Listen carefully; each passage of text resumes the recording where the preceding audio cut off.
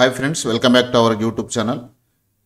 వివిధ న్యూస్ పేపర్లలో వచ్చినటువంటి ఎడ్యుకేషన్ అప్డేట్స్, అదేవిధంగా కరెంట్ అఫైర్స్కి సంబంధించిన విషయాలన్నీ ఈ వీడియోలో ఎక్స్ప్లెయిన్ చేస్తాను. డైలీ గంట నుంచి 2 గంటలు కష్టపడి అన్ని న్యూస్ పేపర్లు చదివి మీకు ఈ వీడియో అందించడం జరుగుతుంది. చాలామంది చూస్తున్నారు కానీ లైక్ చేయట్లేదు. ఒకసారి వీడియోని అయితే లైక్ చేయండి.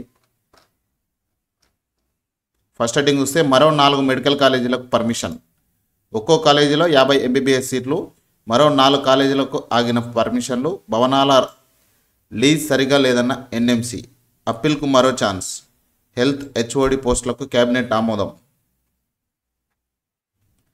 రాష్ట్రంలో మరో 4 ప్రభుత్వ మెడికల్ కాలేజీలకు నేషనల్ మెడికల్ కమిషన్ పర్మిషన్ ఇచ్చింది. ఈ లిస్టులో ములుగు, నర్సంపేట, గద్వాల్, నారాయణపేట కాలేజీలు ఉన్నాయి. ఒక్కో కాలేజీలో 50 ఎంబీబీఎస్ సీట్లు గ్రీన్ సిగ్నల్ ఇచ్చారు. ఆగస్టులో జరగనున్న ఎంబీబీఎస్ కౌన్సిలింగ్లో ఈ సీట్లను భర్తీ చేయనున్నారు. అయితే కుత్బుల్లాపూర్, మహేశ్వరం, మెదక్, యాదాద్రి కాలేజీల పర్మిషన్లకు ఎన్ఎంసీ హోల్డ్లో పెట్టింది. ఈ కాలేజీల కోసం ప్రైవేట్ బిల్డింగ్లను ప్రభుత్వం రెంట్కు తీసుకుంది. ఎన్ఎంసీ నిబంధనల ప్రకారం రెంటల్ అగ్రిమెంట్ 30 ఏళ్లకు ఉండాలి. కానీ ఎన్ఎంసీకి సమర్పించిన రెంటల్ అగ్రిమెంట్లో ఈ అంశాన్ని పొందుపరచలేదు. దీంతో పర్మిషన్లకు ఎన్ఎంసీ హోల్డ్లో పెట్టింది. అప్పీల్ కోసం మరో అవకాశాన్ని ఇస్తున్నట్టు పేర్కొంది. రెంటల్ అగ్రిమెంట్లు సరిచేసి పంపిస్తామని, మిగిలిన 4 కాలేజీలకు కూడా తప్పకుండా పర్మిషన్ వస్తుందని డిఎంఈ వాణి ధీమా వ్యక్తం చేశారు. ఆరోగ్య శాఖ మంత్రి దామోదర్ రాజనరసింహ సూచనల మేరకు అన్ని కొత్త కాలేజీల్లో ఫ్యాకల్టీని నియమించాలని ఆమె తెలిపారు. ప్రస్తుతం ఎన్ఎంసీ హోల్డ్లో పెట్టిన మహేశ్వరం, కుత్బుల్లాపూర్, మెదక్, యాదాద్రి కాలేజీల్లో ఫ్యాకల్టీ కొరత లేదన్నారు. ఎంబీబీఎస్ కౌన్సిలింగ్ మొదలయ్యేలోగా పర్మిషన్లు వచ్చేలా చర్యలు చేపడుతున్నామన్నారు. 5 ప్రైవేట్ వర్సిటీలకు గ్రీన్ సిగ్నల్. గెజెట్ రిలీజ్ చేసిన సర్కార్. ఎట్టకేలకు మరో 5 ప్రైవేట్ వర్సిటీలకు గ్రీన్ సిగ్నల్ లభించింది. నిక్మార్కన్ స్ట్రక్చర్ వర్సిటీ షామీర్పేట్,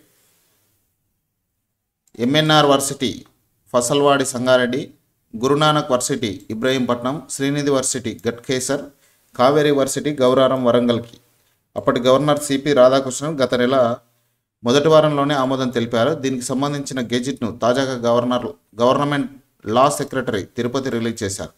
ఈ విద్యా సంవత్సరం నుంచి ఆయా వర్సిటీల్లో అడ్మిషన్లు చేసుకునేందుకు త్వరలోనే ప్రభుత్వం అధికారికంగా జీవో రిలీజ్ చేయనున్నది. సెప్టెంబర్ 10 నుంచి టీఎస్ సెట్ మారిన exam schedule. State eligibility test exam schedule మారింది. ఆగస్టులో నిర్వహించాల్సిన పరీక్షకు సెప్టెంబర్లో పెడతామని సెట్ అధికారులు ప్రకటించారు. ఈ మేరకు పరీక్షల రీషెడ్యూల్ రిలీజ్ చేశారు. గతంలో ఈ నెల 28 నుంచి 31 వరకు జరగాల్సిన పరీక్షలకు సెప్టెంబర్ 10 నుంచి 13 వరకు నిర్వహించనున్నట్లు అధికారులు ప్రకటించారు. ఎయిడ్ ఆప్షన్ను ఆగస్టు 23, 24 తేదీల్లో ఇస్తామని, హాల్ టికెట్లను సెప్టెంబర్ 2 నుంచి డౌన్లోడ్ చేసుకోవచ్చని వెల్లడించారు. యూజీసీ నెట్ పరీక్షల నేపథ్యంలో రీషెడ్యూల్ చేసినట్టు అధికారులు పేర్కొన్నారు. ఇక పదోన్నతి పొందిన ఉపాధ్యాయులతో నేడు సీఎం స్పెషల్ మీటింగ్. హాజరు కానున్న 30,000 మంది ఉపాధ్యాయులు ఎల్బీ స్టేడియంలో జరగనున్న సమావేశం. రాష్ట్రంలోని ప్రభుత్వ స్థానిక సంస్థల పాఠశాలలోని ఉపాధ్యాయులకి జూన్ నెలలో పదోన్నతులకు కల్పించారు. రాష్ట్ర వ్యాప్తంగా సుమారు 30,000 మంది ఉపాధ్యాయులు పదోన్నతులు పొందారు. హెచ్జిటి నుంచి స్కూల్ అసిస్టెంట్ల నుంచి గెజిటెడ్ హెడ్ మాస్టర్గా, హెచ్జిటి నుంచి ఎల్ఎఫ్ఎల్ హెచ్ఎంలుగా పదోన్నతులు పొందారు.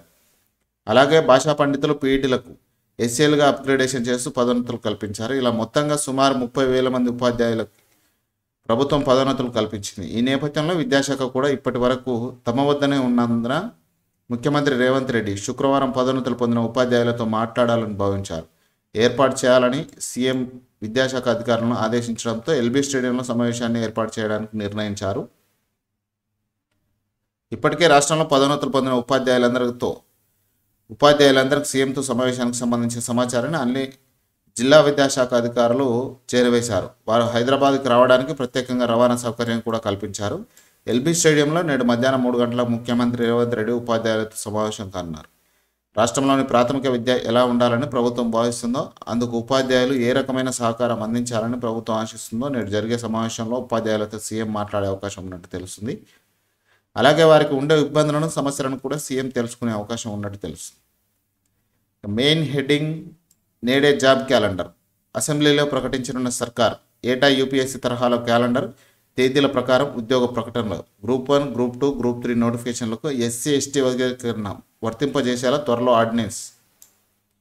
అర్హులకు రేషన్, ఆరోగ్యశ్రీ కార్డులు, విధి విధానం ఖరారు ఉత్తమ్ నేతృత్వంలో మంత్రివర్గ ఉపసంఘం. గవర్నర్ కోట ఎమ్మెల్సీగా కోదండరాం, ఆమీర్ అలీ ఖాన్ పేర్లు మళ్లీ ప్రతిపాదన.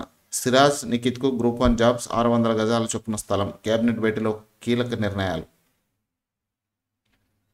రాష్ట్రంలోని నిరుద్యోగులంతా ఎప్పుడెప్పుడా అని ఆతృతగా ఎదురుచూస్తున్న జాబ్ క్యాలెండర్ మరికొన్ని గంటల్లో వెలువడనుంది. అసెంబ్లీ ఎన్నికల మేనిఫెస్టోలో ఇచ్చిన హామీ మేరకు రాష్ట్ర ప్రభుత్వం శుక్రవారం శాసనసభ వేదికగా జాబ్ క్యాలెండర్ను ప్రకటించనుంది. ఇకపై ఏటా యూపీఎస్సీ తరహాలో ప్రణాళికాబద్ధంగా తేదీల వారీగా ఉద్యోగ నియామకాల ప్రకటన జారీ చేయనుంది. ఈ మేరకు సీఎం రేవంత్ రెడ్డి అసెంబ్లీలో జాబ్ క్యాలెండర్ ప్రకటించనున్నారు. సీఎం రేవంత్ అధ్యక్షతన గురువారం సాయంత్రం అసెంబ్లీ కమిటీ హాల్లో జరిగిన మంత్రివర్గ సమావేశంలో జాబ్ క్యాలెండర్ సహా కొత్త రేషన్ కార్డులు, ఆరోగ్యశ్రీ కార్డులు జారీ, మూసీ నది ప్రక్షాళన, గవర్నర్ కోట ఎమ్మెల్సీల నియామకం తదితర అంశాలపై చర్చించి కీలక నిర్ణయాలు తీసుకున్నారు. అనంతరం బీసీ సంక్షేమ శాఖ మంత్రి పొన్నం ప్రభాకర్తో కలిసి సమాచార శాఖ మంత్రి పొంగులేటి శ్రీనివాస్ మీడియాకు వివరాలు వెల్లడించారు. మేనిఫెస్టోలో ప్రకటించిన జాబ్ క్యాలెండర్కు చట్టబద్ధత కల్పించడానికి శాసనసభలో ప్రకటిస్తున్నామని పొంగులేటి తెలిపారు. ఈ అంశంపై చర్చలో ప్రతిపక్షాలు చేసే సూచనలు పరిగణలోకి తీసుకుని తగిన మార్పులు చేసేందుకు సిద్ధమన్నారు.